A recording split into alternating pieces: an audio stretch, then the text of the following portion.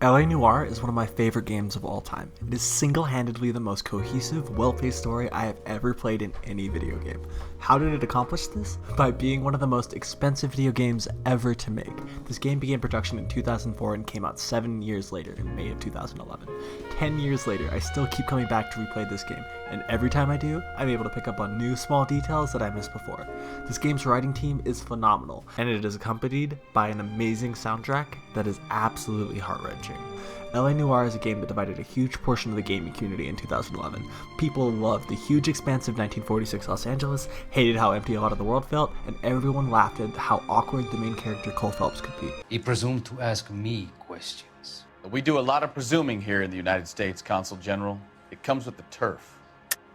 You fuck young boys, Valdez. Are you a madman? While I can agree with some of the gripes, I am still a huge fan of this game. What makes this game timeless is the wonderful voice acting and the music. It is so unique, and I've never played any other game like it. It's that kind of originality that keeps inviting me back time and time again. The story itself has so much to say, so many little details and elements of foreshadowing that are sprinkled throughout the story. It's honestly incredible. The minute, finer points of the story make every time I replay this game that much more enjoyable and rewarding. There are so many recognizable actors in this game. It's hilarious to play through it and find all the B-list celebrities in LA making their cameo. Like Alan from 2.5 Men, or that other person I recognize for some reason. Oh yeah, and the entire cast of Mad Men. 75 Mad Men actors play characters in this game. Which is fitting, because this is a cinematic experience as much as it is a video game. This game is a single-player linear story in an open-world Los Angeles, with the main story being about Detective Cole Phelps and his progression through different LAPD assignments. This game is quite long, but it's paced perfectly. They tie up all the loose ends of this complex story so neatly that it's something you really don't see in a lot of video game writing nowadays. Each department story is perfectly placed for the big crimes and conspiracies that are happening in the city. The amount of shady behavior you uncover is so well conceived and so brilliantly interwoven with previous events that you would think that they would have had some kind of historical reference. Well, do I got news for you. 9 out of the 26 total cases are based on real crimes that happened at the time. The story of our protagonist is based on an officer named Charles Stoker, who was a cop in Los Angeles in the late 40s. The Evil Suburban Redevelopment Fund is based on a real housing development that also screwed returning GIs into buying overpriced, faulty homes. They were cleverly named the Southern Realty Company. If you're interested about what cases are based on real-life mysteries, The Real Pixels has a marvelous YouTube video about the history. I'll link it down below. This game came out in 2011, the tail end of the PS3 and Xbox 360 era, aka when video game graphics were shit. And, given those limitations, the face animation technology stands out radiantly at the time, and still is breathtaking 10 years later. But just the attention to detail that this game has, considering its limitations, is astounding. You could actually tell people apart by age and decades, not the standard, that's an adult, that's a child, and that's a senior citizen. The attention to detail on the eyes, eyebrows, and forehead is what's so captivating. Their jaw and eye movements are also decent giveaways about how the character is failing during questioning. Small little glitches here and there in LA Noire are absolutely endearing compared to games that just came out last year, especially considering the technological limitations of last-gen consoles. The HD Remastered Edition is definitely superior to the original. The little details on the buildings and the faces of the characters are beautifully rendered. However, not much else is given that kind of love. There's a lot of parking lots and storefronts that start to look copy-pasted in certain portions of the map, while other locations have clearly been designed with immaculate detail. There are so many iconic landmarks that look beautiful around the Hollywood skyrise. The HD Remastered Edition really helps the game show its full potential. Let's talk about the interviews. One of the most iconic parts about this game is the 3-choice answer system: good cop, bad cop, and accuse. Accuse being the only option which requires evidence. What makes it so great is the accuse option really rewards you for finding all the clues and going to all the locations in the case before you interview the perp. Finding all the evidence gives you so much more ground to stand on in the interviews, which is how real policing should work. I said should, not how policing actually functions in America. Anyway, if you don't have the evidence and you accuse them, you can always back out and say, Sorry. Sometimes you have to shake the tree to see what falls out. and then go for good cop or bad cop. This mechanic was originally labeled differently. It went through 3 iterations, actually, the first of which never made it to a public release of the game. The lead writer and director of LA Noire, Brandon McNamara, said that Phelps responds aggressively to certain prompts because the game was originally written as coax, force, and lie. When the game came out, it was changed to truth, doubt, and lie, which made Phelps commonly take awkward stances from what the player expected to happen after pressing good cop. Then after the first release of LA Noire, they changed the labels to good cop, bad cop, and accuse, which works fine for me, a lot better than doubt and coax. Let's talk about the cars. Most of the cars in this game go a max of about 48 miles an hour, and there are a few fast cars that reach like 64, but these cars handle like an RV towing another slightly heavier thing and a boat behind that, because every time you turn, you drift out more than those fellows over in Tokyo. Every car is a boat and a half to drive, and it's hilarious. The developers clearly picked up on this during some playtesting, because when you are in car chases with criminals, half of them have a finish line of sorts, where the perp will crash gleefully into something, or a bunch of other police officers will arrive and set up a very convenient roadblock. And sometimes, police just be shooting at desperate civilians. We have looters around the corner. Cuff them or put them down. We need to get this area under control. Absolutely no relation to what is happening today. Fuck. I hate how history repeats itself. On that topic, it's comical to see what warrants your partner to try and shoot out the tires of the criminal's car or not. It clearly doesn't matter if this person is violent or not. It just kind of feels like half the time they bitch at you for not laying into their wheel well, when they could be doing the same damn thing with their 45 strapped to their hip. Another criticism I have heard a lot is that some of the crime scenes are poorly laid out and confusing.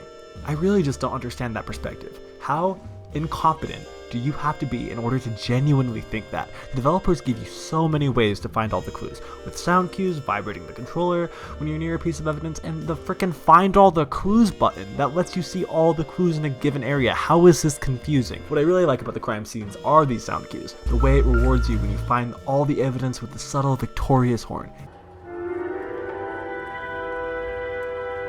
It's so satisfying and uplifting. You can leave crime scenes without finding all the evidence, but you'll be at a severe disadvantage during the interrogations.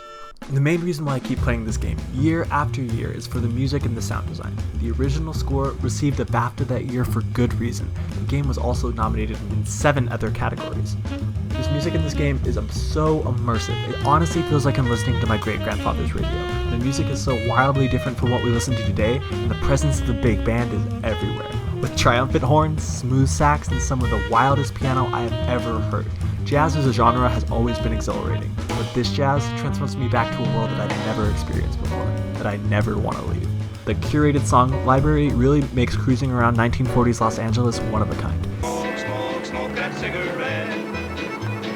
Puff, puff, puff, and if you smoke yourself to death, tell St. Peter at the Golden Gate that you hate to make him wait, but you just gotta. Now look what you've done!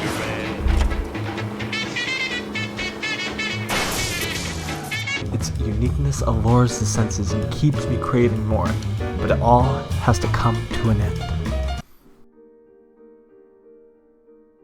This game is something I think about so frequently. I have family in both the military and in the police force, and I could not imagine the horrors and stresses that they have to go through. Why I love this game so much is because it brings to light all the horrors and stresses of these careers. The honest to God truth is that I'm a little coward-ass bitch. I could never do these things unless I was forced to, like so many men who were drafted and fought in World War II were forced to. It wasn't a choice. It was go to war or go to jail. And the guilt people carry throughout their lives because of these events. It's bewildering and very human. You get to see the ramifications of people's actions who are just trying to do what they were told to do, and just trying their best to survive. This game is so commendable in my opinion because it beautifully depicts a fall from grace. The way the game ends is critically honest about so much. It exposes the reality of this line of work and of life in general in this era. What could be more profound than a man who tries to make the world a better place, getting swept away by the temptations of power, corruption, and greed? Every portion of that society is laid bare in its grotesque, bloodied truth that one man's attempts are nothing to stop a society that wants to do nothing but the inverse of what is ethically right. This is Los Angeles, the city of dreams. It's gorgeously and realistically captured in LA Noire. The starry-eyed writers and actors you get to talk to as a detective throughout the game really bring the 1940s America into context for me. This game taught me a lot about this time period that my history book really did not. 名前を名乗ってください。第44大部隊所属兵だ。必勝何様だと思ってるんだ。 See that, boys? He slapped that Jap right upside the head. It was merely to remind him of his place. His shame was the tone of voice that he used with a superior. I respect the Japanese, Corporal. Respect, we're here to kill the sons of bitches. Do you know why we are fighting the Japanese, Private? With respect, sir, these bastards attacked Pearl Harbor. And why did they attack Pearl, Private? Because they hate the US of A and our way of life. They attacked the U.S. because we cut off their oil. What would we do if another country denied us the gas to run our cars? because the textbook writers were more interested in writing patriotic propaganda that makes Americans feel good instead of writing actual fucking history. Alright, goddamn, these tangents are getting to be a bit much. All the music is something I would have never heard without playing this game. This era would have been nothing more but a transition from World War II to the Cold War in my brain if I didn't play this game. I was able to empathize and understand so much from playing this game. You start thinking about the motives of the people who lived in the era, not abstract thoughts about what an entire country was thinking at the time. The value from this game comes from the stories, the conversations, and the moments of realization, when all the pieces come together in your mind. One piece of evidence that seems circumstantial becomes very important all of a sudden. It feels especially rewarding to intuit those sorts of things. Even if this ending is sad and a bit nihilistic, it really did, and still does, deeply and genuinely move me every time I play this game. Sometimes, that's all you can do, is try like Phelps did. It's not enough to just survive, Elsa. You have to try and make the world a better place.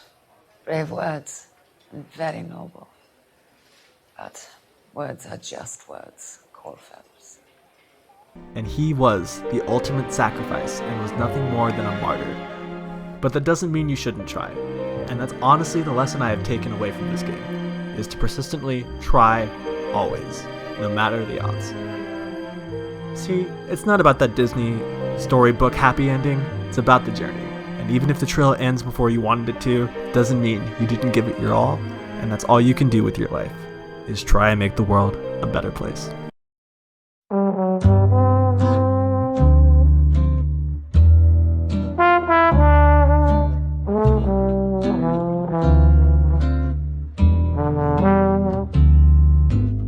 I love the chase till the minute I win it. A beautiful face till there's love for me in it. Give me your heart and baby I'll bill it. 'Cause I always kill the things I like.